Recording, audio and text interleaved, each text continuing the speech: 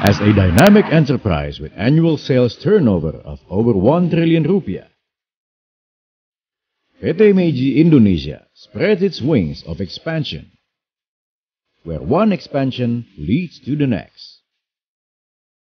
Horizontally, we are racing ahead to fulfill both domestic and overseas market with certified quality API even more competitively. Vertically, we are taking new steps to stretch our portfolio beyond pharmaceutical products into cosmetics, food supplements, hospital health supplies, and medical devices sectors. To support our strategic moves and initiative, we have also accomplished our strategic expansions of our plant and its facilities. Our modern warehouse to safeguard the quality of our products. And our new head office to ensure the long life journey to serve the country and the world.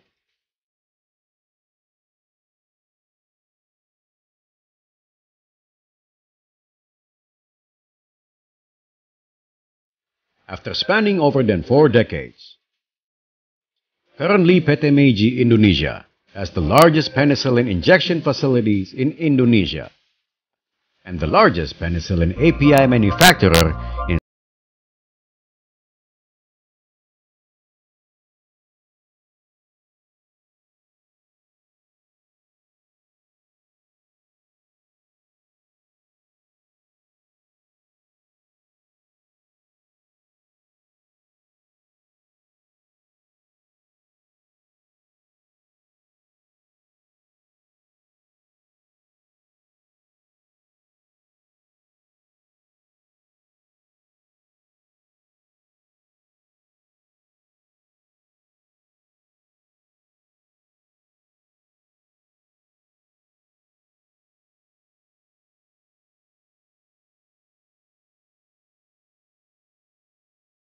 over the world and human health improvement.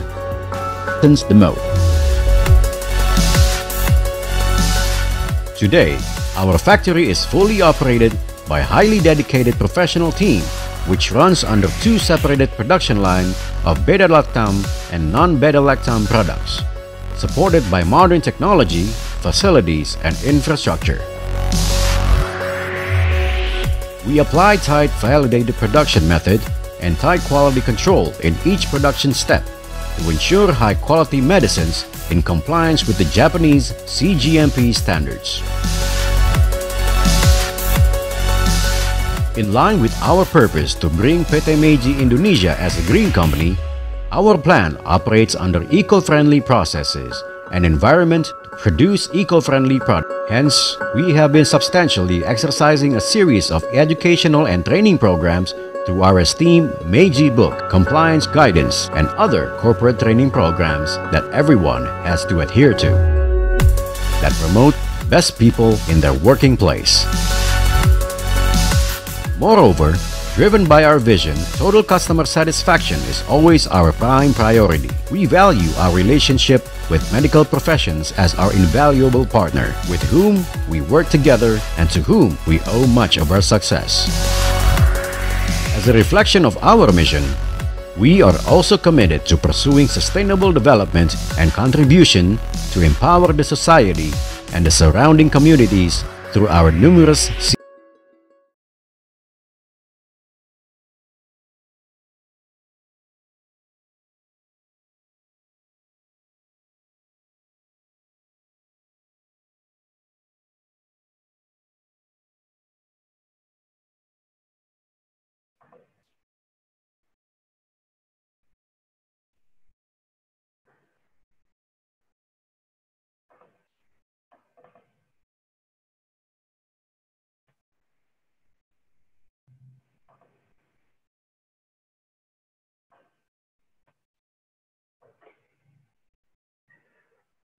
Baik, Assalamualaikum warahmatullahi wabarakatuh.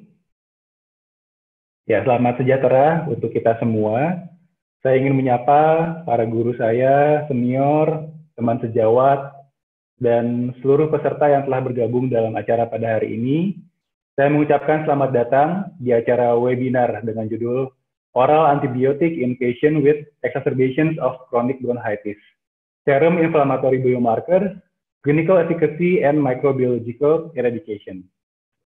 Perkenalkan, nama saya Dr. Jaka Pradipta, spesialis paru, dan saya yang akan menjadi moderator pada hari ini. Pada hari ini kita akan membahas mengenai pemberian antibiotik untuk pasien bronkitis kronik dengan eksaserbasi. Seperti kita ketahui, bronkitis kronik merupakan penyakit paru obstruktif kronik dengan jumlah penderita yang cukup banyak saat ini di Indonesia, kurang lebih 3,7% atau sekitar 9,2 juta penduduk. Dan penyakit ini merupakan penyakit penyebab kematian nomor 4 di dunia. Karena itu penyakit kronik dan bersifat irreversibel, maka pasien harus kita jaga dalam kondisi stabil dan kita atasi bila terdapat keadaan infeksi yang menyebabkan eksaserbasi. Apalagi dalam keadaan infeksi pada pasien PPOK ini umumnya sering berulang. Sehingga diharapkan pada acara hari ini dapat menambah wawasan kita dalam memberikan pengobatan terbaik pada pasien. Dan untuk para peserta, setelah webinar ini akan ada sertifikat yang akan dibagikan. Untuk sertifikat peserta akan dikirimkan melalui email masing-masing peserta yang sudah didaftarkan. Dan nanti akan ada online form feedback yang harus diisi terlebih dahulu. Setelah itu nanti akan dikirimkan via email. Dan teman sejawat yang kami hormati, siang ini sudah bergabung bersama kita dua narasumber yang tentunya sudah tidak asing lagi. Beliau-beliau ini adalah guru-guru saya terus di bidang infeksi, respirasi. Yang pertama, saya ingin menyapa kepada Dr. Erlina Burhan, Magister Sains, spesialis paru konsultan. Selamat siang, Dr. Erlina. Assalamualaikum, Dok. Kemudian yang kedua, Waalaikumsalam warahmatullahi wabarakatuh. Alhamdulillah sehat, Dr. Erlina.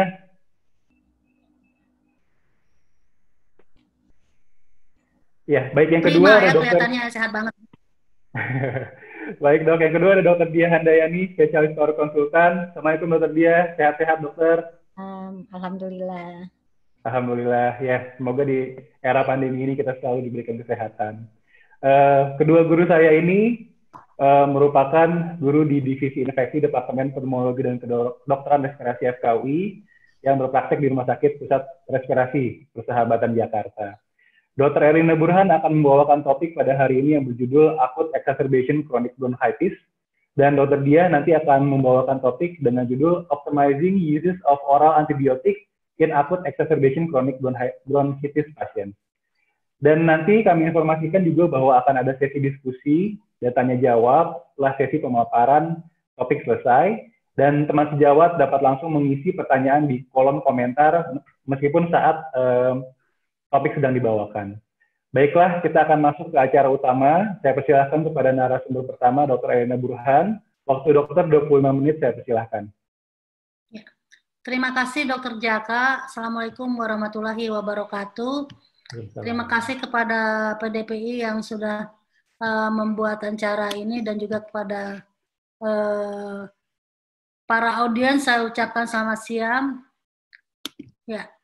Topik yang diberikan kepada saya adalah tentang acute exacerbation of chronic bronchitis update. Jadi update tentang AECB, ya, AECB, jadi eksaserbasi akut pada bronkitis kronik. Ya. Sebaiknya kita mulai dulu dengan definisi, ya, apa itu bronkitis kronik. Ya, jadi bronkitis kronik adalah suatu proses penyakit paru kronik yang ditandai dengan batuk produktif yang kambuhan sifatnya, ya. Jadi hilang timbul ya selama bulan waktu 2 tahun. Jadi akumulasikan selama 2 tahun, kira durasi batuk kira-kira 3 bulan dan batuknya tapi tandai ada tanda penyakit dasar paru lainnya. Jadi bukan TB, bukan bronkiektasis, ya. Ya, tadi tentang bronkitis kronis, sekarang tentang apa itu akut eksaserbasi. Jadi adalah kondisi akut pada bronkitis kronik dengan ciri-ciri klinis perburukan yang terjadi pada fungsi aliran nafas disertai dengan gejala-gejala respirasi, dan tapi ada 3 tanda utama ya. Pertama adalah, jadi kita tahu orang kronis itu kan sehari-harinya memang ada sesak, tapi tidak mengganggu. Nah, kalau terjadi eksaserbasi yang akut, maka sesaknya ini bertambah. Demikian juga dengan sputum. Biasanya pasien-pasien bronkitis ini akan selalu memproduksi sputum, tapi sputumnya mukoid dan juga sedikit. Tapi pada saat eksaserbasi, maka sputum ini jumlahnya, produksinya meningkat menjadi banyak, dan juga disertai perubahan dari sputum yang tadinya mukoid menjadi. Ada ciri khas yang harus kita ingat, kita tanyakan kalau kita ingin melakukan diagnosis atau identifikasi apakah ini seseorang mengalami eksaserbasi akut atau ya. Kita barangkali juga sudah tahu bahwa pada populasi dewasa yang sehat terdapat 3-7% pasien dengan bronkitis kronik ini. Dan untuk khusus untuk pasien PPOK, maka diestimasikan ada 70% diantaranya merupakan pasien dengan bronkitis kronik. Dan juga kita tahu bahwa prevalence dari penyakit ini itu berkaitan dengan beberapa hal. Jadi memang bronkitis kronik ini makin meningkat, dan ini berhubungan dengan satu, harapan hidup suatu bangsa yang semakin tinggi. Jadi semakin tinggi harapan hidupnya, maka kejadian atau prevalensi dari bronkitis kronik ini juga akan meningkat. Kemudian juga konsumsi dari rokok. Rokok merupakan salah satu faktor predisposisi untuk terjadi bronkitis kronik. Ya, dan kita tahu Indonesia kira-kira 70% dari laki-laki dewasanya adalah perokok. Demikian juga faktor lain yang cukup berpengaruh adalah faktor polutan. Polutan dari lingkungan maupun lingkungan kerja. Dan terakhir adalah status sosial ekonomi. Bagaimana patofisiologinya? Pelajaran sudah lama ya, hanya ingin mengingatkan bahwa bila mana sel epitel mengalami suatu perubahan, di situ ada interleukin 8 yang merupakan dan aktivator leukosit. Jika terjadi adesi dari sel leukosit dan kemudian menginfiltrasi parenkim di saluran nafas, maka akan terjadi atau memicu proses inflamasi. Dan bila terjadi proses inflamasi ini dengan sendirinya membuat hipersekresi dari mukus, dan kalau terjadi hipersekresi maka ini akan merangsang terjadinya batuk atau reaksi batuk. Dan kalau sekresi ini terus-menerus ya, dan batuk juga akan terjadi terus-menerus ya. Jadi pertama kali adalah ada proses inflamasi yang hipersekresi dan akan mengiritasi suatu gejala batuk, menimbulkan reaksi batuk. Ya. Nah, kita masuk lagi kepada kondisi eksaserbasi akut. Jadi apa yang terjadi di situ pada saat terjadi eksaserbasi akut, maka mukosa dari membran bronkial itu hiperemis, kemerahan, dan juga edema. Dan kita tahu kalau edema, hiperemis itu ujung-ujungnya terjadi obstruksi ya. Di samping hiperemis dan edema juga terjadi penurunan dari fungsi mukosilier. Jadi kalau fungsi mukosilier menurun, maka kejadian infeksi makin meningkat ya. Jadi ada kondisi yang memungkinkan terjadi obstruksi saluran nafas, ini yang menimbulkan pasien kemudian menjadi sesak. Jadi tadi kan tiga tanda ya, sesak yang meningkat, kedua produksi bertambah, ini produksi bertambah karena mukosiliari menurun ya, dan terjadi inflamasi, dan kemudian terdapat debris-debris yang bila infeksi ini tidak teratasi, debris makin banyak sehingga kemudian sputum juga akan berubah warna ya, akan menjadi lebih kental dan juga warnanya mungkin jadi purulen ya. Dan ini semua akan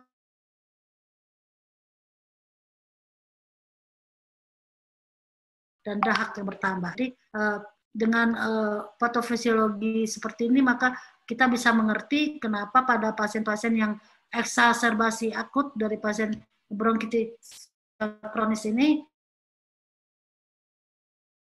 terjadi 3 hal tadi. Ya, etiologinya, jadi tentu saja untuk terjadi akut eksaserbasi ini perlu kita tahu etiologinya, dan dari literatur itu dikatakan bahwa infeksi merupakan etiologi utama. Jadi sampai 80% ini ya. Ini cukup banyak, jadi sebagian besar karena infeksi. Infeksi ya itu disebabkan oleh apa saja? Ya, itu bisa dari bakteri, virus, dan bakterinya bisa yang gram positif dan negatif ya. Contohnya yang terbanyak di luar negeri tapi ini ya, Streptococcus pneumoniae, kemudian Haemophilus influenza, Moraxella catarrhalis, dan kemudian juga Pseudomonas aeruginosa. Ini angka-angka yang kita dapat dari luar negeri. Jadi umumnya kuman yang mereka temukan adalah Streptococcus pneumoniae. Di Indonesia kita jarang sekali menemukan kuman Streptococcus pneumoniae ini karena memang pemeriksaannya butuh perlakuan khusus ya, dan bila mana tidak dimintakan biasanya tidak diperiksa ya, dan biasanya kuman ini cepat mati kalau tidak memakai media khusus ya. Yang sering kita temukan justru biasanya dari eksaserbasi ini adalah kuman-kuman negatif kalau di rumah sakit besar. Kenapa? Karena yang gram positifnya sudah keburu dapat diatasi dari obat-obat antibiotik yang diberikan sebelumnya. Demikian juga penyebab berikutnya adalah virus. Nah, virus ini bisa rhinovirus, bisa RSV, bisa juga coronavirus dan influenza virus. Khusus tentang coronavirus ini bisa disebabkan oleh human coronavirus yang memang human coronavirus ini adalah virus yang biasa ya, dan biasanya gejalanya juga ringan. Tapi di era pandemi ini kita juga mesti waspada bahwa coronavirusnya adalah SARS-CoV-2. Jadi itu mesti kita waspadai nanti pada saat melakukan anamnesis. Baik, etiologi yang berikutnya dari akut eksaserbasi oleh bronkitis kronis ini adalah bakteri atipikal ya. Bakteri atipikal yang tiga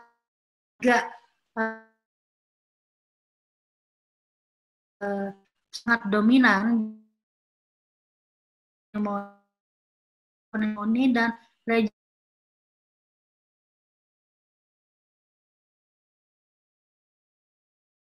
kita mintakan pemeriksaan khusus ke lab untuk bisa mendapatkan bakteri atipikal ini. Kalau kita tidak mintakan, biasanya kita tidak mendapatkan laporan kuman-kuman ini.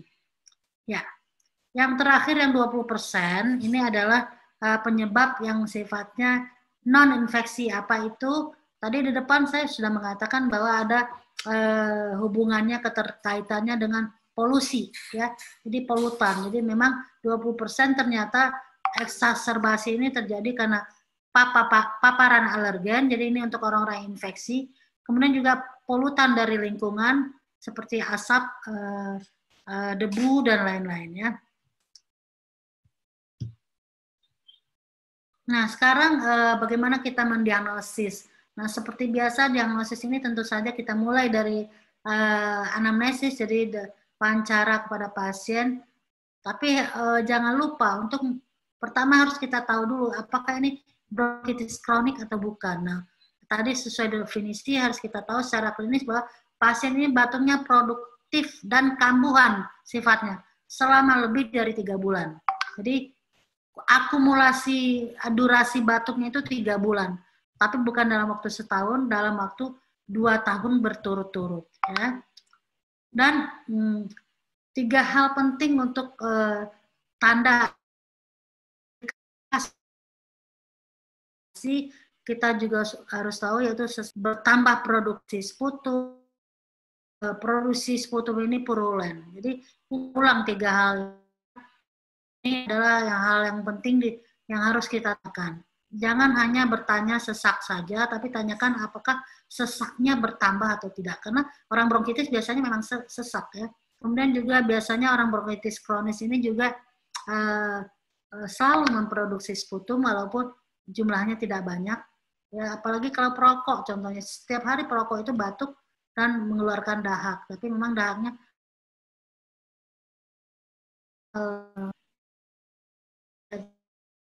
untuk exacerbasi ini purulent biasanya.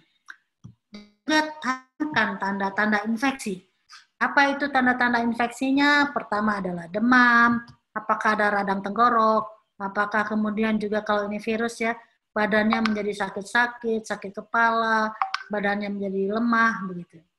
Dan saya juga ingin ingatkan kembali di era pandemi, tanyakan juga tanda-tanda infeksinya ke arah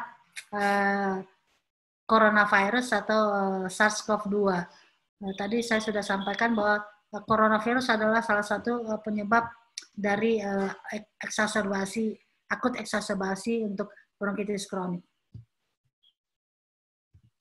Ya, dan tentu saja Anda mesti melakukan pemeriksaan fisik ya. Ini agak-agak sulit di era pandemi ini karena kita diminta untuk berjarak lebih dari 1 meter, tapi kalau memang dibutuhkan pemeriksaan fisik ini kita mesti lakukan, tapi ambil dulu lah tanda-tanda vital ya seperti frekuensi nafas, tensi, nadi dan lain-lain. Dan kalau perlu dilakukan pemeriksaan fisik paru yang lengkap mulai dari inspeksi, palpasi, perkusi dan auskultasi. Pada auskultasi biasanya kita akan mendengar suara tambahan seperti bronki maupun wheezing ya. Kalau obstruksi di saluran nafas kecilnya cukup luas, cukup masif, maka suara wheezingnya akan sangat dominan. Dan juga perhatikan apakah terlihat memakai otot bantu nafas saat bernafas. Dan apakah juga ada tanda-tanda hipoksia, ini kita bisa melihat dari pulse oximetry ya, dan perhatikan juga ujung-ujung jari pasien, lihatlah apakah ada clubbing finger dan lain-lain. Ya, pemeriksaan penunjang yang mesti kita lakukan adalah DPL tadi ya, kemudian juga fototorak. Fototorak ini bisa juga melihat apakah pasien ini sakit sesak, apakah karena mungkin terlihat lesi TB ya, atau ada komorbid lainnya. Apakah juga pneumotorak sehingga dia jadi sesak gitu ya. Tapi kita tahu orang pneumotorak tidak mengeluarkan dahak yang purulent kecuali juga ada terjadi infeksi. Kemudian saya katakan tadi lihat saturasi oksigen, bisa lihat pulse oximetry, dan bila mana memang rendah lakukan AGD supaya kita bisa menghitung berapa banyak suplemen oksigen yang dibutuhkan untuk kondisi pasien tersebut. Dan bila sudah cukup tenang, tidak dalam keadaan eksaserbasi, kita bisa melakukan spirometri.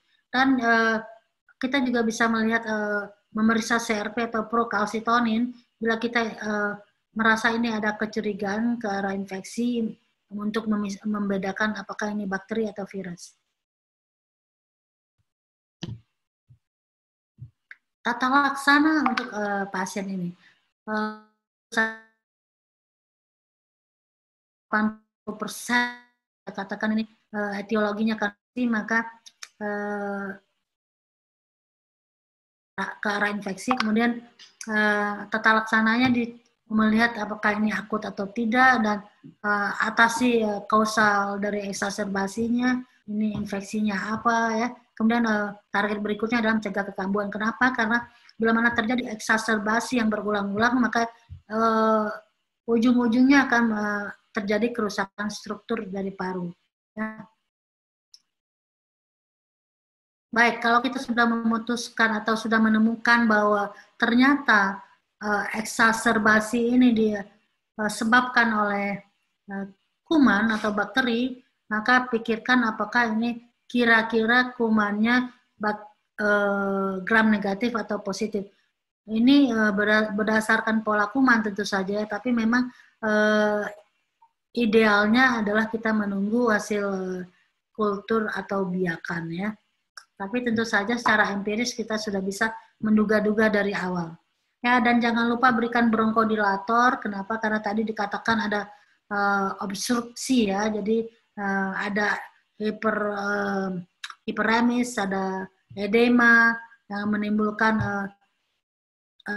terjadi sembab di saluran nafas sehingga terjadi penyempitan. Nah, maka ini perlu diberikan bronkodilator dan juga kortikosteroid karena tadi ada faktor inflamasinya ya.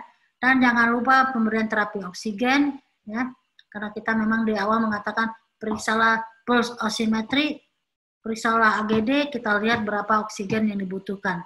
Dan jangan lupa memberikan terapi yang sifatnya hidrasi dan menghindari pencetus lainnya.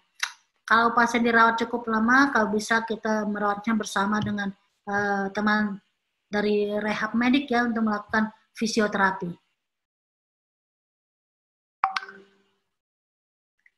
Baik, kita sekarang sedikit tentang pemberian antibiotik, walaupun saya tahu nanti ini dibahas oleh Dr. Diah untuk lebih lengkapnya, tapi saya sedikit ini mengupdate ya, bahwa tadi sudah disampaikan umumnya ini disebabkan oleh infeksi ya 80%, tapi memang ada pembagiannya apakah ini bakteri, virus, atau yang lainnya, dan ternyata lebih dari 50% ini disebabkan oleh bakteri ya, yang bakteri pada saluran nafas bawah.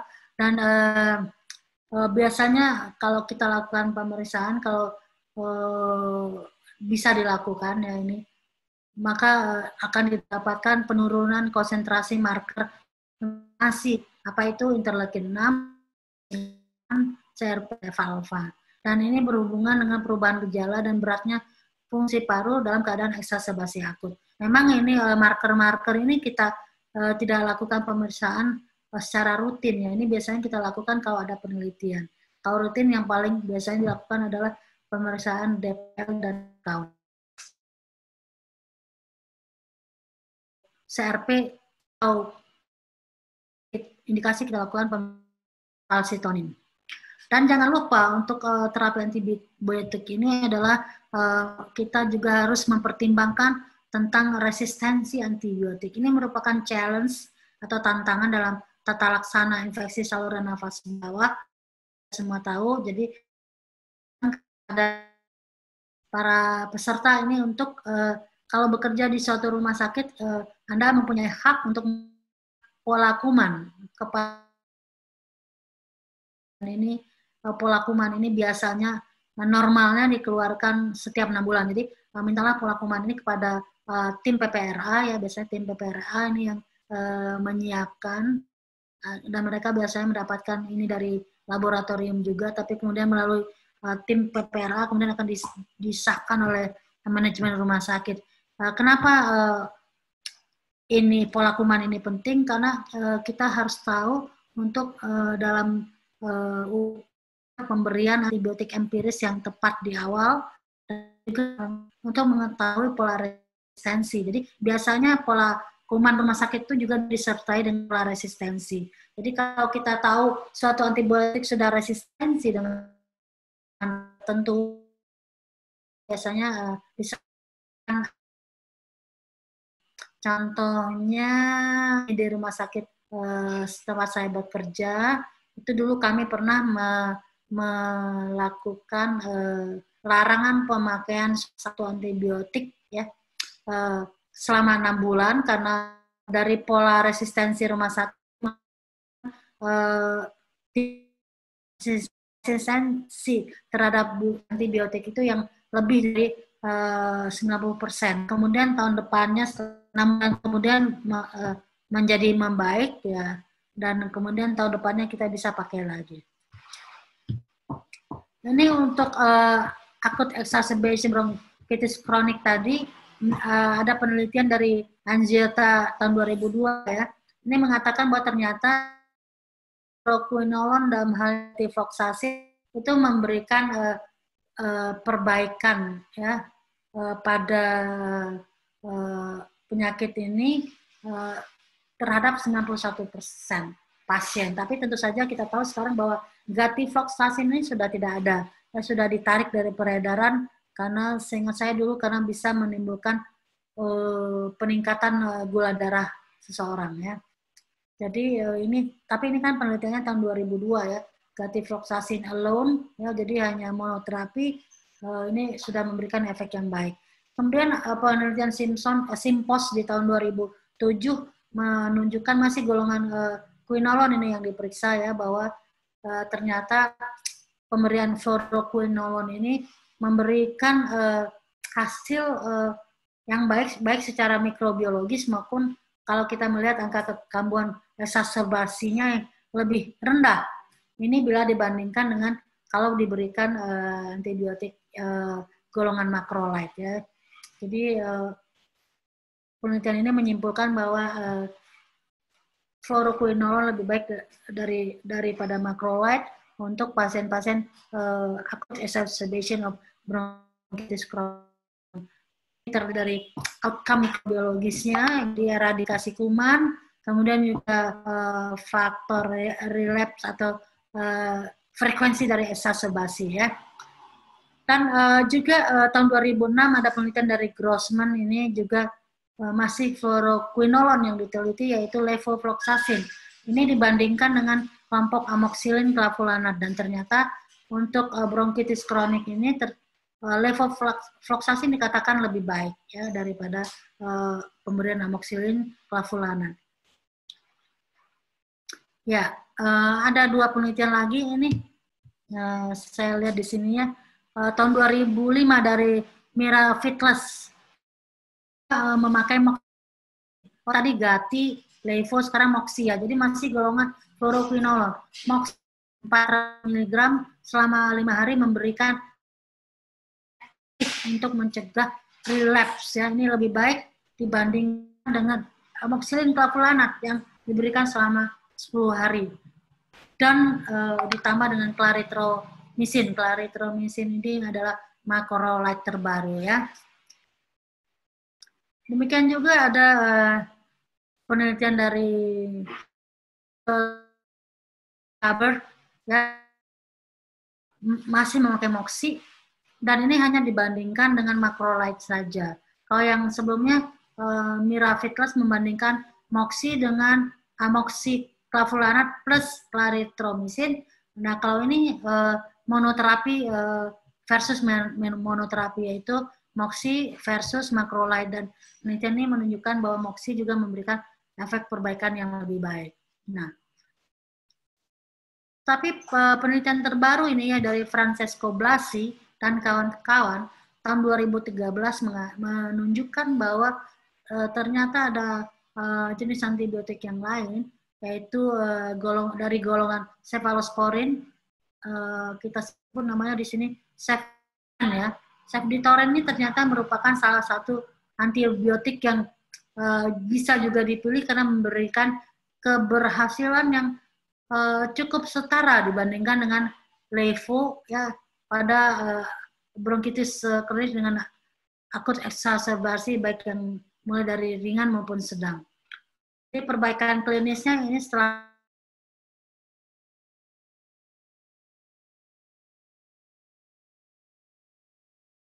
persen pada kelompok levofloxacin. Ini penelitian tahun 2013 ya. Dan juga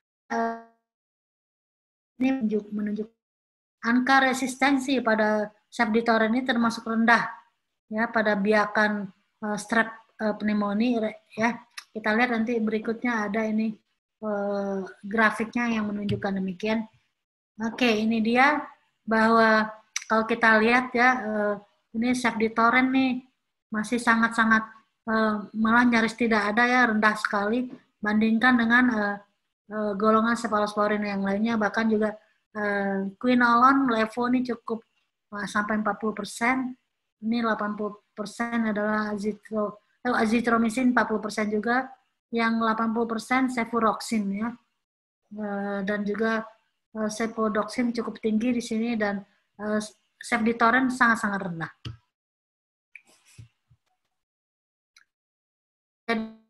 Untuk terapi tambahan selain pemberian antibiotik, jangan lupa diberikan beta agonis jangka pendek, baik yang tunggal maupun kombinasi. Dapat juga diberikan dengan penggunaan MDI ya. tapi hindari penggunaan obat secara nebulisasi, terutama pada saat masa pandemi ini karena memiliki risiko penularan secara aerosol. Ya. Jadi corticosteroid sistemik juga merupakan pilihan karena banyak studi menunjukkan bahwa steroid ini memberikan perbaikan fungsi paru, ya, VEP1 yang lebih baik, meningkatkan oksigenasi dan mempersingkat waktu perawatan. Pemberian steroid bisa prednisan 40 mg per hari selama 5 hari. Ya, terapi oksigen juga diberikan dengan target di awal adalah saturasi 88 sampai 92%, ya. Dan kalau kita menduga ini kemungkinan akan jatuh ke gagal napas, maka jangan lupa dilakukan pemeriksaan analisis gas darah, ya. Jadi ada beberapa hal untuk mencegah kekambuhan di sini. Pakailah bronkodilator, kortikosteroid, antibiotik pada kasus eksaserbasi akut. Berikan juga mukoregulator seperti N-asetilsistein dan menghindari pencetus-pencetus lainnya. Berhentilah merokok, ini sangat penting, dan juga lakukan rehabilitasi dan fisioterapi dada, dan jangan lupa konsumsi vitamin D, ini baik untuk mencegah terjadinya infeksi berulang. Ya. Sebagai terakhir kesimpulan bahwa akut eksaserbasi bronkitis kronik menjadi salah satu kasus respirasi yang banyak ditemui. Tanda 3, nafas, produksi sputum meningkat, dan sputumnya purulen. Dan 80% dari kasus ini dicetuskan oleh infeksi bakteri, dan golongan yang memiliki efek yang baik adalah golongan quinolone, tetapi juga kita perlu tahu bahwa ada antibiotik yang lain yang setara dengan quinolone efeknya ya sama baiknya, yaitu pemberian Sepditoren. Ya, selain antibiotik dibutuhkan terapi bronkodilator, steroid, oksigenasi, dan pemberian terapi non medikamentosa. Terima kasih, saya kembalikan kepada moderator. Dr. Jaka, silakan. Ya, baik Dr. Erlina, terima kasih banyak atas penjelasannya. Sangat menarik dan sangat jelas sekali. Ada beberapa poin yang bisa saya tangkap. Jadi yang pertama, infeksi merupakan penyebab utama pada eksaserbasi pada bronkitis kronik sekitar 80%, dan sisanya bisa merupakan polutan ataupun alergen yang menyebabkan terjadinya eksaserbasi. Kita harus perhatikan 3 tanda eksaserbasi: sesak meningkat, sputum bertambah, dan purulen. Dan penting juga dari Dr. Erlina tadi menjelaskan bahwa harus berikan antibiotik yang tepat dengan meminta pola kuman dan resistensi di rumah sakit kita bekerja, sehingga terapi empiris awal itu bisa menjadi maksimal. Quinolone dan cefalosporin, khususnya cefalosporin baru seperti Sepditoren dengan resistensi yang rendah, bisa mampu memberikan pemberian pengobatan antibiotik yang lebih maksimal. Terima kasih Dr. Erlina. Kita akan lanjut ke pertanyaan ke topik yang kedua. Saya akan persilahkan kepada Dr. Diah Handayani, spesialis paru konsultan. Waktu dokter 25 menit, saya persilahkan.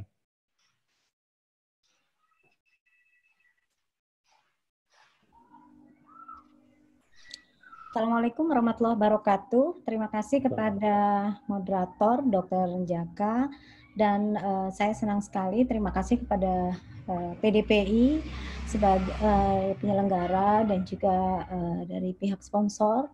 Gitu juga saya senang sekali, saya lihat tadi udah lihat-lihat peserta ya. Terima kasih kepada seluruh partisipan pada acara hari ini yang tentunya acara ini tidak bisa berlangsung tanpa kehadiran peserta.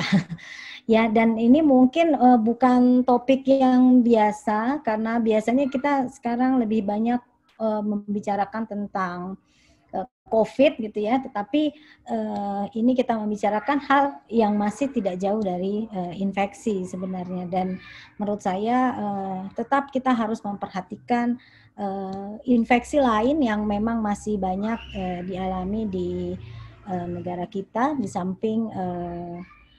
samping COVID. Sebelumnya saya ingin bertanya kepada panitia, apa slide saya sudah bisa dilihat? Belum, dokter. Oh, belum ya. Sebentar. Belum share screen. Oke. Share screen yang di bawah warna hijau, dok.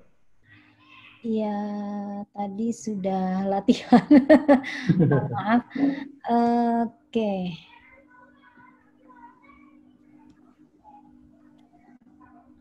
Oh. Iya, sudah dok, tinggal di full screen aja dok. Ya, sebentar. Oke.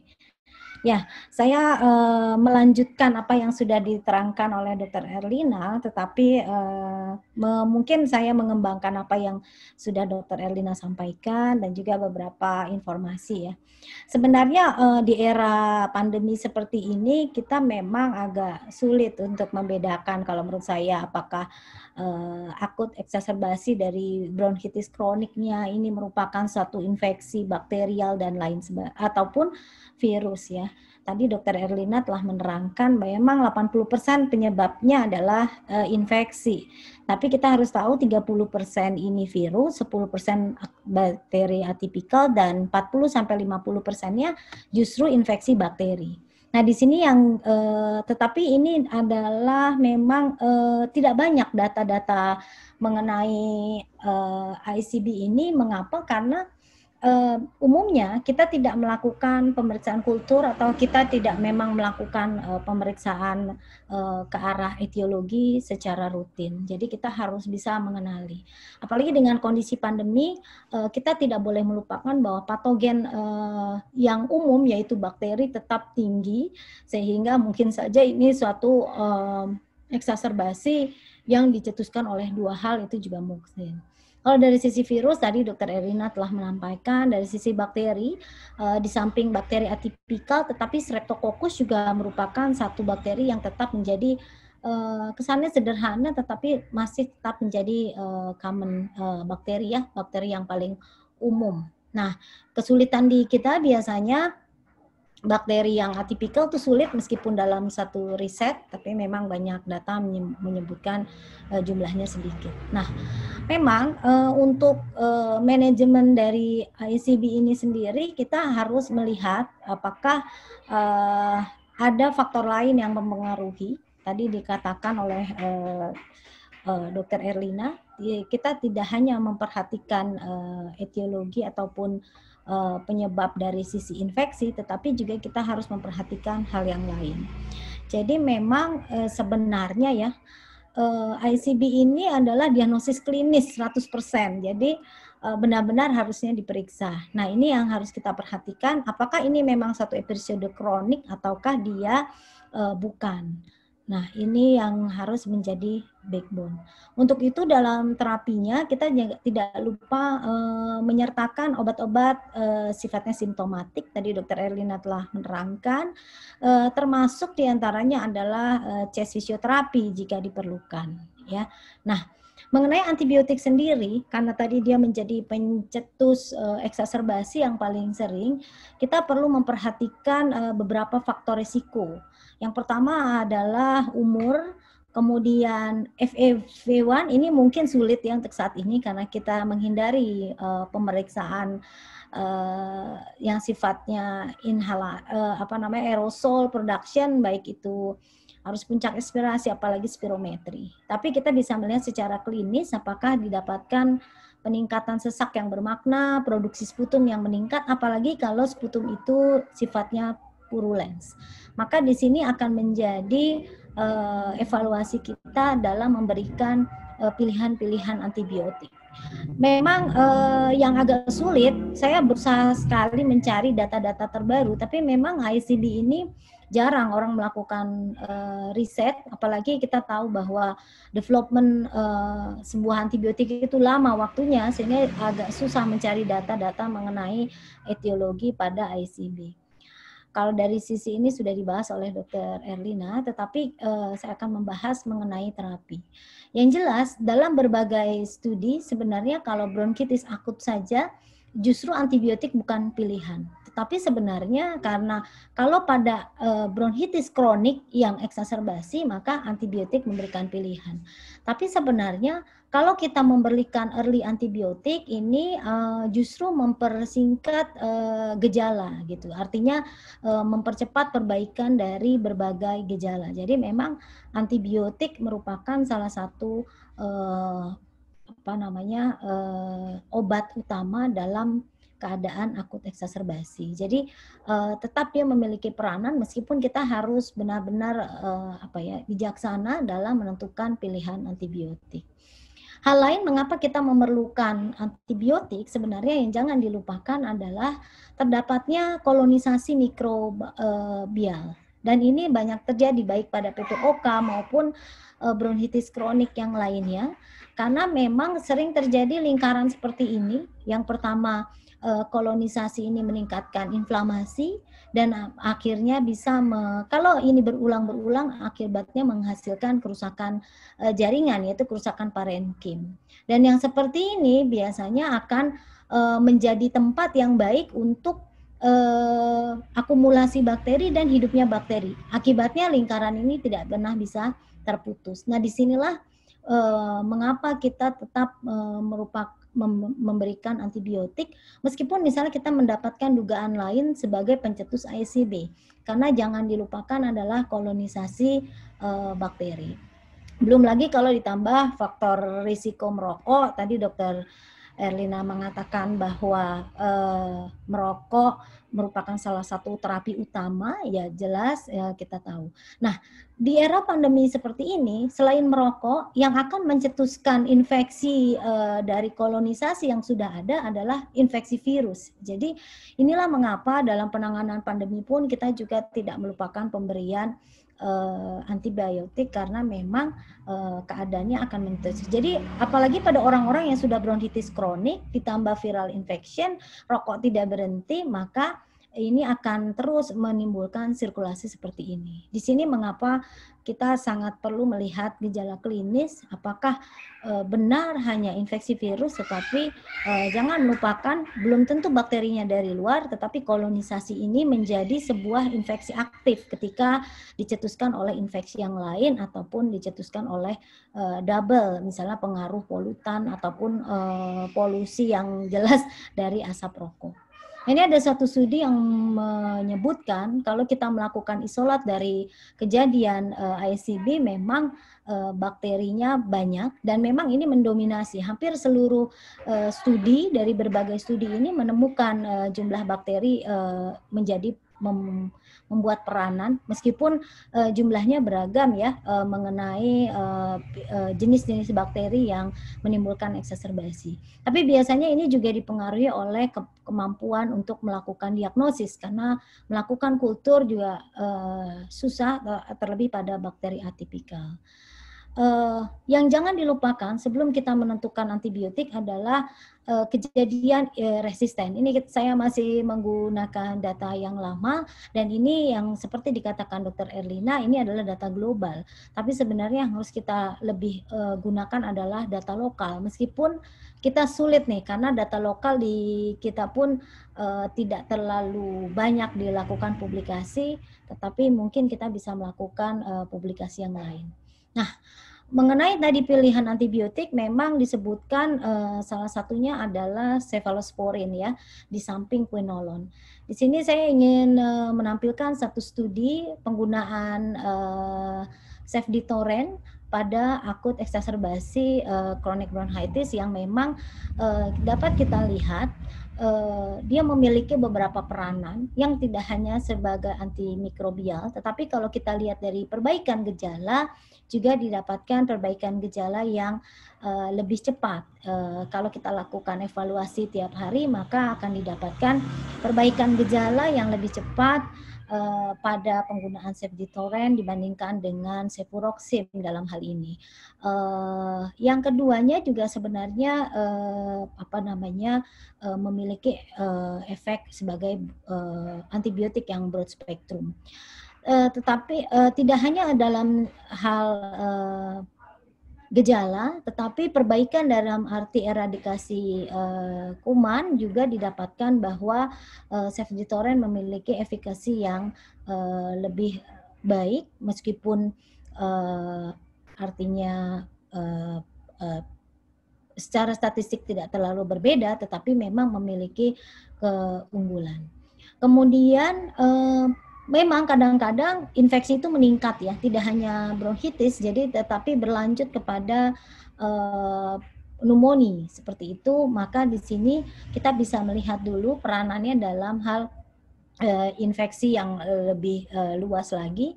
Dan kalau kita lihat memang bakteri-bakteri yang menjadi etiologi AICB ini memang didominasi tadi saya katakan Streptococcus dan Haemophilus, dan di sini kita bisa melihat beberapa antibiotik peranannya dalam hal penanganan beberapa bakteri seperti ini ya, dibandingkan misalnya dengan amoxicillin, clavulanate, cefuroxime dan juga cefditoren. Ini di sini kita bisa melihat MIC-nya lebih rendah, artinya kemungkinan dia untuk resisten justru lebih kecil dibandingkan dengan antibiotik yang lain. Ini sudah disampaikan oleh Dr. Erlina, memang resistensinya kecil. Kemudian juga kalau dibandingkan dengan beberapa pilihan lain, baik itu quinolone juga resistensi cukup rendah. Mungkin hal ini juga dipengaruhi oleh bagaimana penggunaan ya, karena kita lihat misalnya penggunaan quinolone mungkin sudah sangat terlalu luas kadang-kadang, dan macrolide ini yang juga mungkin kita perlu hati-hati nih, karena di era pandemi ini salah satu backbone terapi macrolide, maka kita juga harus mempertimbangkan sebenarnya kemungkinan kejadian resisten. Nah, aktivitas cefditoren ini juga dibandingkan dengan beberapa antibiotik lain pada berbagai jenis infeksi ya, ini juga memang menunjukkan dia aktivitasnya sangat baik dengan emisi yang rendah, artinya dengan kadar yang baik, dia tidak menimbulkan kemampuan untuk mengeradikasi kuman yang jauh lebih baik. Nah, ini juga kalau kita bandingkan dengan yang lain, antibiotik yang lain, maka dia memiliki efektivitas yang cukup cepat dibandingkan dengan antibiotik yang lain. Dalam hal penetrasi juga kita bisa dapatkan cefditoren ini penetrasinya baik, sehingga kita tidak perlu ragu meskipun dia adalah oral terapi, tetapi karena konsentrasinya cukup baik dan kemudian bertahan cukup panjang pada mukosa saluran nafas, maka ini akan efektif dalam mengeradikasi kuman.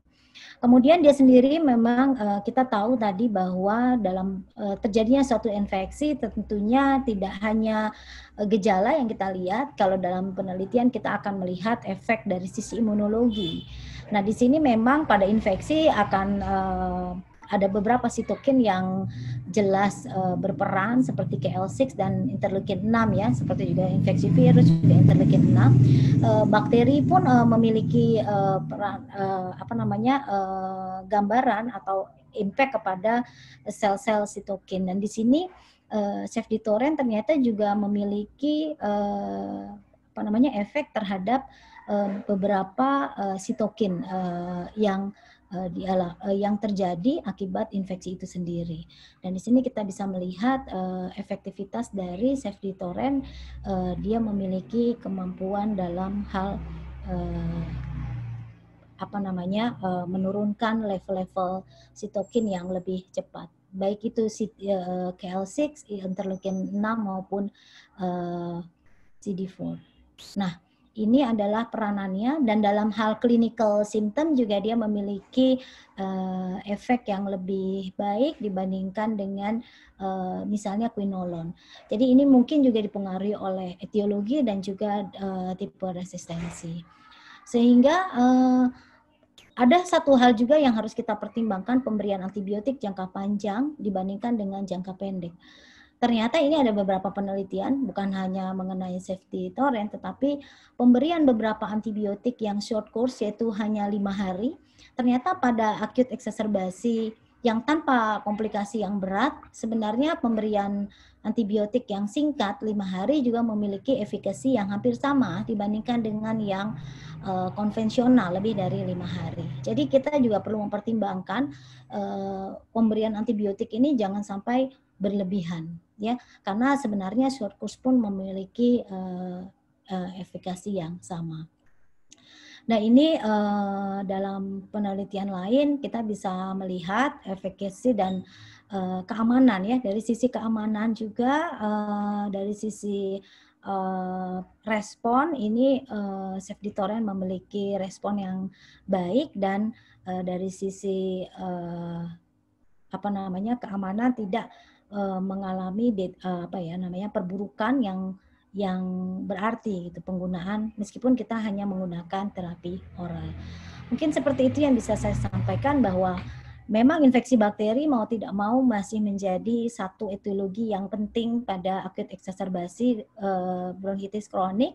Kemudian juga kita perlu mempertimbangkan pilihan antibiotik yang efektif, dan mungkin ini salah satu antibiotik yang efektif yang memang penggunaannya mungkin tidak seluas antibiotik yang lain, sehingga justru mengurangi kejadian resistensi yang tidak kita inginkan.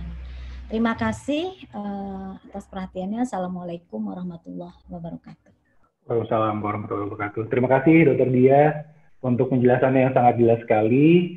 Beberapa poin saya tangkap bahwa pemberian antibiotik Cefditoren memberikan efikasi klinis yang baik pada exacerbasi akut bronkitis kronik, dan khususnya pada aktivitas resistensi yang masih rendah.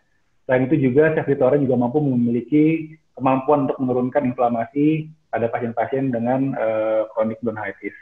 Baik, terima kasih Dr. Dia. Saya akan lanjutkan. Sebelum memasuki sesi tanya jawab, akan ada presentasi yang akan dipresentasikan dari PT Meiji. Kepada Bu Olivia, saya persilahkan. Ya, terima kasih Dr. Jaka dan juga Dr. Erlina dan Dr. Dia.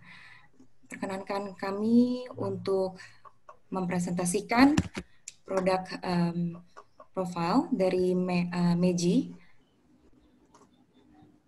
Apakah sudah terlihat, Dr. Jaka, slide-nya? Terlihat.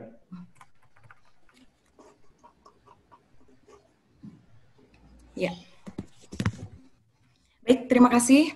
Assalamualaikum warahmatullahi wabarakatuh. Selamat siang, Bapak Ibu Dokter semuanya. Sebelumnya kami dari PT Meiji Indonesia mengucapkan terima kasih atas partisipasi dari Bapak Ibu Dokter yang sudah mengikuti kegiatan webinar pada siang hari ini. Kami dari PT Meiji Indonesia mengucapkan juga terima kasih kepada para pembicara kita hari ini yang sangat luar biasa, yaitu yang pertama kepada Dr. Erlina Burhan, Master of Science Specialist Paru Consultant, Dr. Dia Handayani, spesialis paru konsultan, dan juga moderator kita pada hari ini, yaitu Dr. Jaka Pradipta, spesialis paru, yang sudah memandu acara pada siang hari ini dengan sangat baik. Dan juga kami tak lupa ucapkan terima kasih kepada Dr. Reski Tantular, spesialis paru yang sudah membantu program webinar ini bisa berjalan dengan baik dan lancar. Baik, sebelumnya perkenalkan dulu, nama saya Olivia, selaku Product Manager dari PT Meiji Indonesia, dan perkenankan Olive untuk sedikit sharing informasi salah satu produk unggulan dari PT Meiji Indonesia, yaitu MEAC Tablet. Baik dokter, kita langsung saja. Seperti yang terlihat pada layar, MEAC adalah produk originator dari PT Meiji Indonesia yang mungkin Bapak Ibu Dokter sudah tahu dengan komposisi Cefditoren Pivoxil 200 mg, yang dimana antibiotik dari golongan cefalosporin oral generasi terbaru yang diindikasikan untuk infeksi saluran pernafasan dan kulit.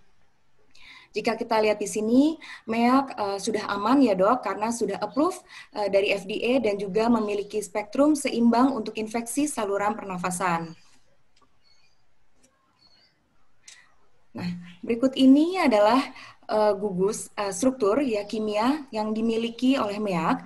Yang pertama, jika kita lihat di sini ada aminotiazol yang untuk meningkatkan aktivitasnya melawan organisme gram negatif. Gugus metoksimino yang mungkin Bapak Ibu Dokter sudah tahu untuk memberinya stabilitas terhadap bektalamase.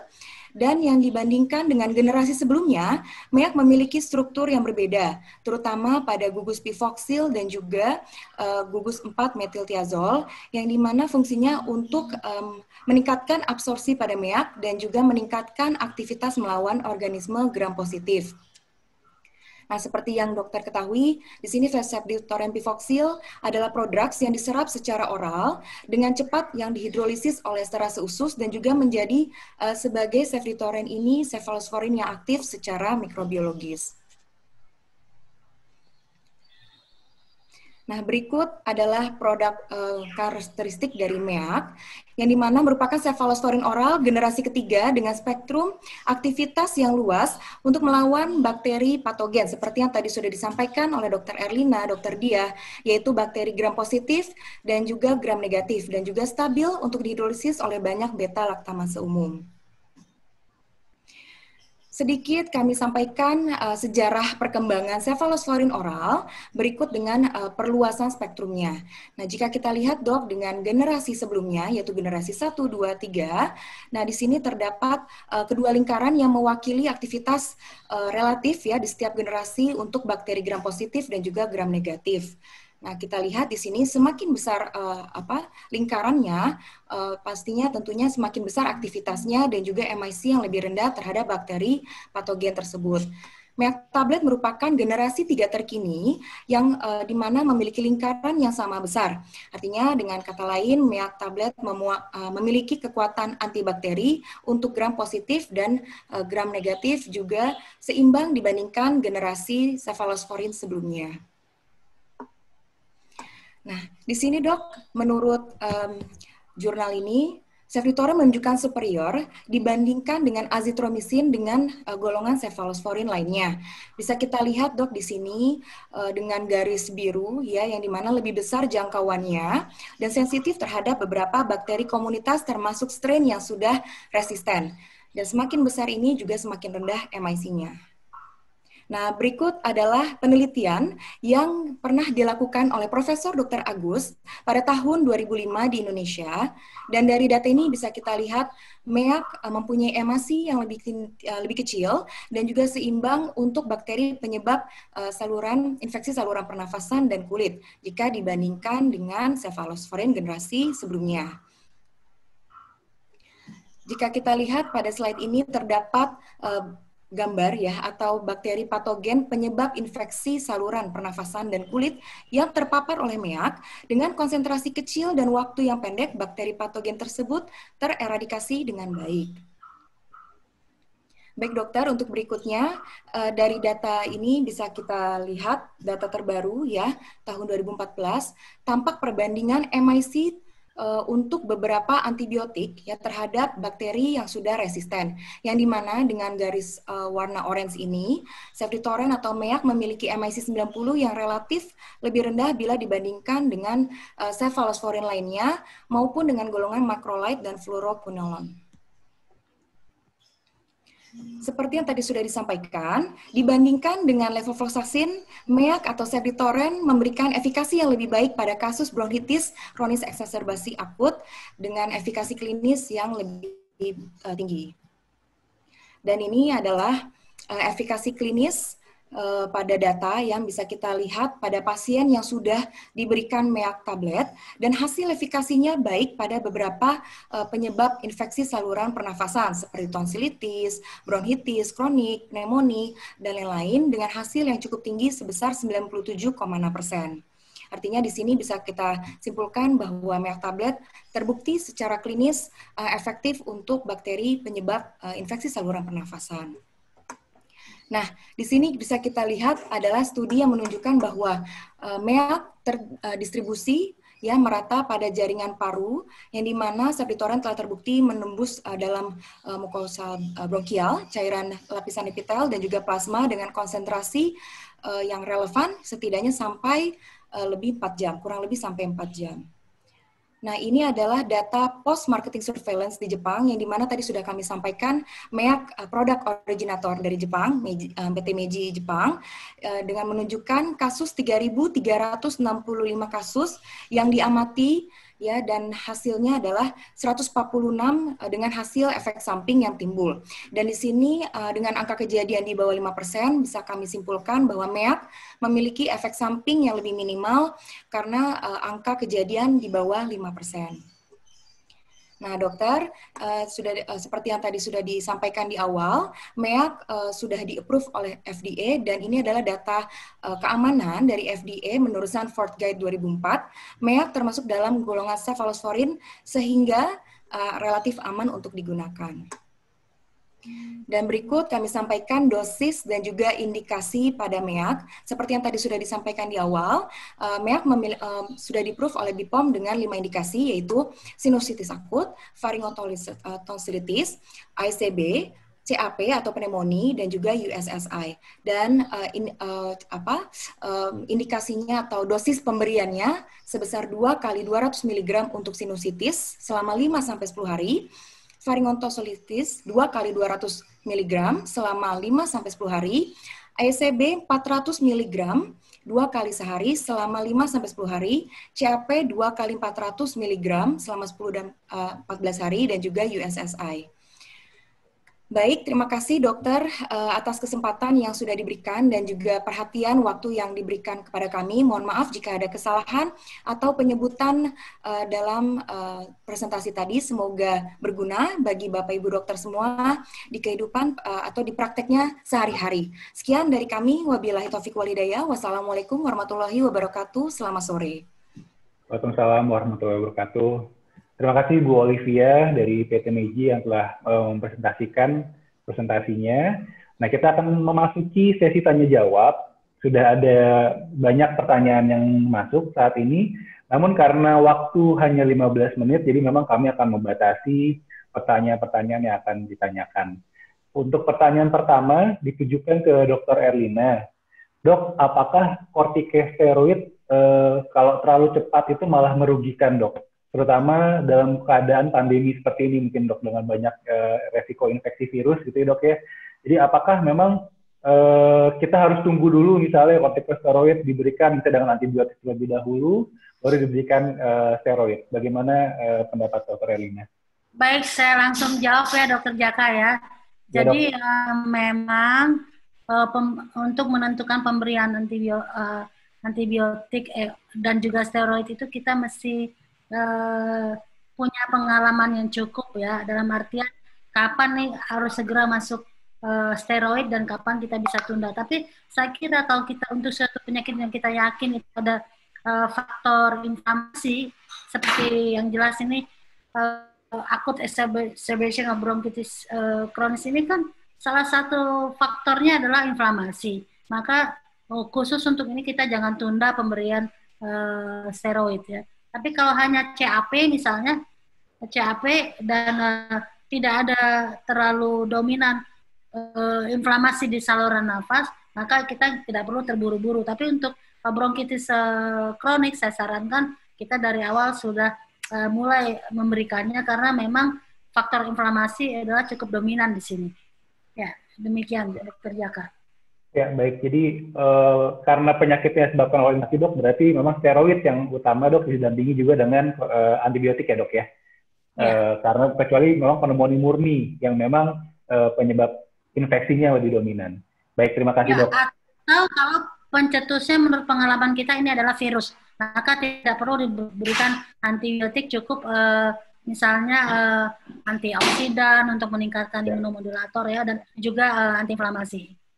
Ya, baik. Terima kasih, dok. Kita masuk ke pertanyaan berikutnya. Pertanyaan kepada dokter. Dok, ini untuk pasien bronkitis kronik, dok. Bagaimana menggunakan kultur sputum, dok? Seperti yang kita ketahui kan, tadi dokter juga sudah jelaskan bahwa memang flora normal itu akan meningkat dan terganggu. Jadi apabila pasien misalnya eksacerbasi, kemudian kita periksa kultur, kemudian berapa lama lagi eksacerbasi lagi. Seperti kita ketahui pada penyakit bronkitis kronik kan sering sekali eksacerbasi. Sebagai berapa besar peran kultur sputum dan apakah mungkin itu flora normal yang malah kita dapatkan, dok? Ya, jadi begini Dr. Jaka, kalau pasien bronkitis kronik dan eksacerbasi sehingga memerlukan perawatan, ya pasien kan kalau dirawat biasanya kita memberikan antibiotik IV, ya bukan yang oral ya, maka sebaiknya memang sebelum memberikan antibiotik kita mengambil spesimen dulu bahan untuk kita kirim untuk pemeriksaan kultur. Dalam arti kalau nanti hasil kulturnya keluar dan kalau perbaikan klinisnya tidak ada, maka kita akan bisa menyesuaikan, mengganti antibiotik yang kita berikan secara empiris dengan antibiotik yang berdasarkan etiologis. Itu keuntungan kita melakukan pemeriksaan kultur. Nah, jadi memang kalau kita, pokoknya intinya prinsip kalau kita memberikan antibiotik di rumah sakit, lakukan pemeriksaan kultur mikroorganisme, ya. Itu adalah prinsip. Kecuali Anda merawatnya dan mengatakan, oh ini virus tidak perlu antibiotik, ya nggak usah kita lakukan kultur, begitu. Tapi kalau memberikan antibiotik di rumah sakit harus melakukan kultur. Yang tidak wajib di kultur adalah kalau kita untuk pasien rawat jalan yang cukup pemberian antibiotik oral dan kita juga tahu pola kuman dan biasa kan pasien rawat jalan nggak terlalu berat, itu tidak perlu kita kultur. Baik, terima kasih Dr. Elina. Mungkin dari Dr. Dia ada pendapat dok mengenai kultur dengan pasien dengan bronkitis kronik. Ya, terima kasih. Sebenarnya sudah dijelaskan oleh Dr. Elina ya bahwa kalau rawat jalan memang tidak kita kultur. Tetapi memang kadang-kadang kita mempunyai beberapa kultur dari satu pasien kalau memang dia sering sekali mengalami eksaserbasi. Kalau menurut saya sebaiknya sih kita melakukan kultur itu memang tidak wajib. Tetapi kalau memang dia lebih dari 5 kali, tadi ada di salah satu kalau dia eksaserbasinya sudah lebih dari 5 kali dalam 1 tahun, maka itu kita perlu sekali melakukan kultur. Tetapi jangan dilupakan pada faktor selain kultur, kita juga melihat juga risiko dari kolonisasi. Jadi misalnya hasil kultur menunjukkan bakteri yang sangat mungkin merupakan bakteri yang sifatnya kolonisasi, ini juga patut dipertimbangkan. Karena biasanya kalau memang sudah mengalami kolonisasi, kulturnya akan selalu positif meskipun keadaannya tidak berat. Kadang-kadang sudah teratasi tetapi tidak berat. Jadi itu juga yang harus dipertimbangkan. Ya memang agak-agak susah ya pemberiannya, tapi jadi di samping kultur kita perlu pertimbangan klinis. Tapi yang jelas kalau dia eksaserbasi berkali-kali, meskipun rawat jalan, kalau memungkinkan boleh dilakukan kultur, apalagi kalau dia memang eksaserbasi yang sampai rawat inap. Oke, baik. Terima kasih dok. Maaf Dr. Jaka. Jadi bila kita memberikan antibiotik yang benar, tata laksana yang tepat, makanya itu akan mencegah basi yang berulang. Tapi kalau kita tidak memberikan tata laksana yang tidak baik dan juga antibiotik yang tidak tepat, maka kemungkinan eksaserbasi itu akan ada terus. Nah, apalagi kalau kemudian faktor pencetusnya juga tidak dikontrol. Baik, terima kasih dok. Jadi antibiotik yang tepat sesuai dengan kultur juga malah nanti akan memberikan respon yang baik terhadap pengobatan bronkitisnya. Baik Dr. Elina, pertanyaan berikutnya dok. Tadi dokter menjelaskan mengenai steroid, nih ada yang nanya lagi. Bagaimana pasien-pasien dengan imunokompromis dan diabetes mellitus dok yang ditata laksana pada eksaserbasi akut? Bagaimana pemberian kortikosteroidnya dok? Ya, jadi kalau pasiennya itu dirawat dan pada kondisi yang kita menganggap perlu dia diberikan antiinflamasi berupa steroid, maka saya kira kita tidak usah ragu-ragu walaupun pasiennya diabetes. Kenapa? Karena pasiennya dirawat dan gula darahnya bisa kita kontrol. Ya, jadi apalagi pemberian steroid kan tidak lama-lama, hanya 5 hari tadi. Ya, jadi tidak usah khawatir, terutama kalau pasiennya dirawat, karena kalau dirawat gula darahnya kita akan dengan mudah bisa mengontrolnya. Ya, baik. Jadi tidak perlu khawatir dok, dengan pemantauan gula darah yang ketat seharusnya bisa aman kepada pasien-pasien yang kita berikan. Kemudian pertanyaan berikutnya kepada Dokter Diah dok, bagaimana kita bisa mengevaluasi gitu dok pemberian antibiotik macrolide pada pasien-pasien bronkitis kronik, karena kan ada pemberian sebagai antiinflamasi dan pemberiannya bisa 3 hingga 6 bulan, bahkan ada beberapa penelitian menunjukkan hingga 1 tahun meskipun dengan dosis minimal. Nah, apakah dapat meningkatkan risiko resistensi pada macrolide yang kita berikan pada pasien-pasien dengan bronkitis kronik? Ya, terima kasih. Nah, ini kalau pemberian antibiotik dengan tujuan antiinflamasi, pertama biasanya dosisnya adalah berbeda dengan pemberian antibiotik sebagai antimikrobial. Tetapi memang dalam beberapa studi sih dikatakan karena memang bukan dosis terapeutik sehingga dosis sebagai antibiotik sehingga kemungkinan resistensi itu menjadi kecil. Tetapi sebenarnya tetap kita juga tetap sebaiknya melakukan evaluasi. Kalau memang long term seperti itu biasanya ada baiknya juga kita melakukan kultur karena memang bisa saja ada meskipun kalau dari beberapa penelitian itu resikonya kecil. Nah, mengenai evaluasi sendiri, kalau dia kita gunakan sebagai antibiotik kan waktunya tidak terlalu panjang. Maka yang kita evaluasi biasanya adalah gejala yang akut. Baik itu batuk, produksi sputum, tetapi artinya produksi sputum yang sifatnya peningkatan yaitu eksaserbasi ya. Tetapi kalau yang kronik sebaiknya kita sama evaluasinya adalah apakah terjadi peningkatan kejadian masuk rawat, masuk IGD. Kemudian juga yang kita perhatikan adalah stabilisasi dalam arti tidak ada perburukan fungsi paru yang mungkin misal saja tidak hanya dengan spirometri, tapi kita bisa mengevaluasi dengan daily life, apakah dia mengalami sesak. Tapi salah satu yang biasanya menjadi backbone utama evaluasi adalah produksi sputum, kejadian eksaserbasi, di samping kalau mau lebih objektif adalah fungsi parunya kita periksa. Kalau situasi tidak memungkinkan, maka mungkin yang kita lakukan adalah aktivitas hariannya, apakah menurun dengan setelah mendapatkan terapi makrolid jangka panjang. Tetapi tetap kalau klinis itu adalah merupakan panduan yang utama. Jadi yang utama tetap klinis, kemudian kita pantau fungsi paru ya dok, dan juga kultur juga bisa kita pertimbangkan. Mungkin dokter Dia saya lanjutkan dok, sebenarnya selain makrolid, apakah itu azitromisin atau paritromisin atau erythromycin, sebenarnya antibiotik lain yang mempunyai aktivitas antiinflamasi dok, apa dok ya? Sebenarnya beberapa golongan cefalosporin juga memiliki ya efektivitas anti inflamasi. Tetapi biasanya dia berbeda-beda, tidak terlalu spesifik sebenarnya untuk antiinflamasi pada ini. Nah ini cefditoren sendiri kan dia memiliki peranan antiinflamasi ya.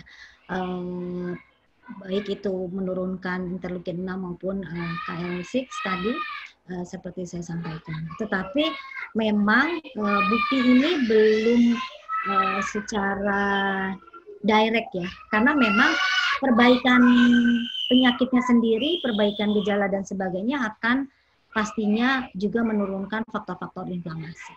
Tapi memang dimungkinkan peranannya. Tapi ini adalah gambaran anti-inflamasi yang secara akut ya, bukan anti-inflamasi kronik. Ya. Jadi pemberian antiinflamasi itu bukan seperti steroid ya dok ya, tujuan dan untuk kerjanya. Baik, terima kasih dok.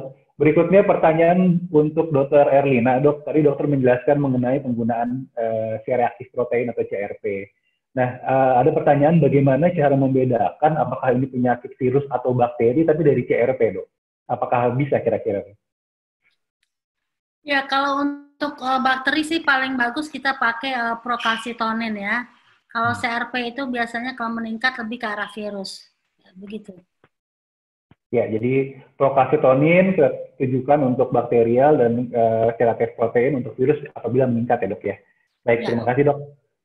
Dan ini karena waktu juga terbatas, pertanyaan terakhir untuk Dokter Diah dok. Ada yang menanyakan bagaimana pemberian ciprofloxacin dok pada pasien-pasien dengan bronkitis kronik. Karena realita di lapangan levo atau moxis bisa didapatkan. Nah, bagaimana cipro dok untuk pasien-pasien infeksi paru? Sebenarnya gini, yang termasuk dalam respiratory quinolone memang levofloxacin, moxifloxacin, sehingga ciprofloxacin kurang efektif.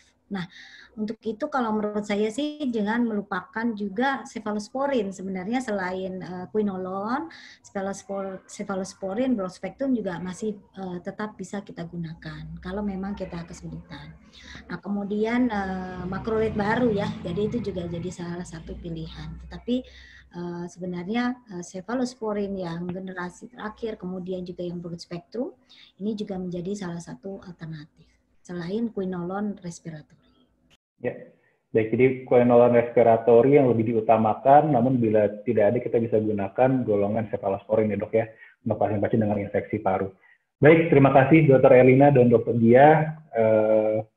Kita sudah selesai pada sesi tanya jawab hari ini. Dengan berakhirnya sesi tanya jawab, maka berakhir sudah acara webinar pada hari ini. Sekali lagi saya ucapkan terima kasih kepada pembicara Dr. Elina Burhan, spesialis paru konsultan, Dr. Dia Handayani, spesialis paru konsultan atas ilmu yang telah diberikan. Dan terima kasih juga saya sampaikan kepada Ikatan Dokter Indonesia, Perhimpunan Dokter Paru Indonesia, PT Meiji atas kerjasamanya sehingga acara ini dapat berjalan dengan baik. Terima kasih juga para teman sejawat yang sudah setia mengikuti webinar hingga selesai. Mudah-mudahan ilmu yang kita dapatkan pada webinar ini bermanfaat untuk praktek sehari-hari.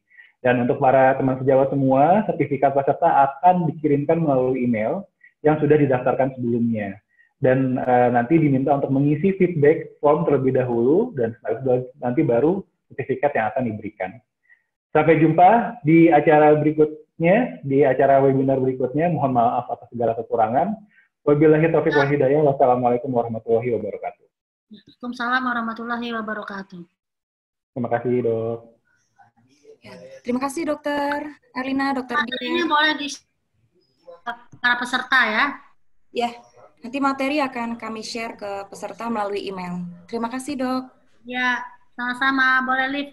Ya, assalamualaikum. Assalamualaikum. Terima kasih, Dok.